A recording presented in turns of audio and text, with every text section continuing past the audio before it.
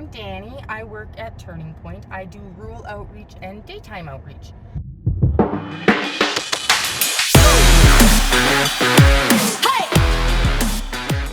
Well, we bring support to rural communities, to drug users and people who use substances in rural communities who usually don't have a whole lot of support.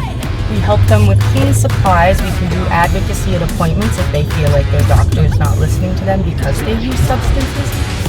We can help do referrals for housing or whatnot.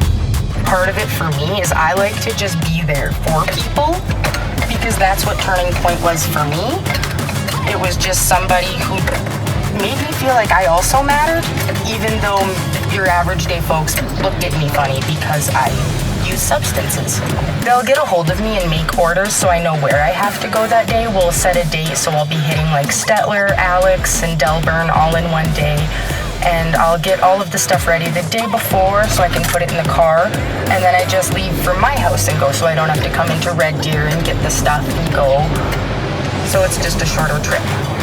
It's everywhere, and especially in the smaller towns, like, they don't think that they have an unhoused population, but they do. It's just 12 people will be staying in one person's basement, sleeping on the floor so that the rest of the community doesn't have to see them, so they don't know it exists.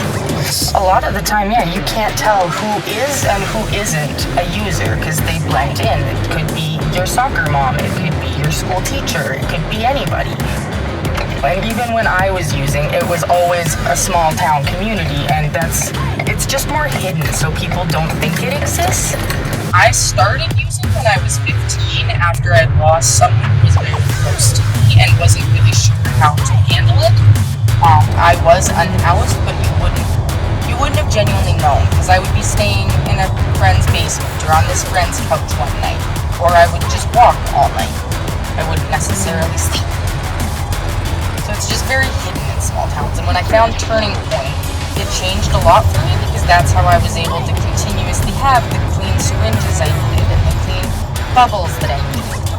And she would bring them out and she would talk to me and treat me like I was another human being. And that meant so much to me at the time that I just would really like to be that person for somebody else. Not only was she very nice to me, I had also found out that she also used to use, so part of my brain was like, oh, well, if she can get better, maybe I can too.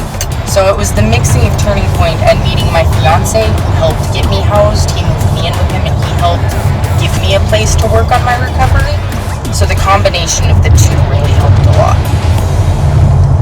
The funding is so important because that's what keeps us working to provide the supplies and support to these folks.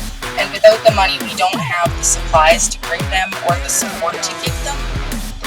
And it's just a balancing act.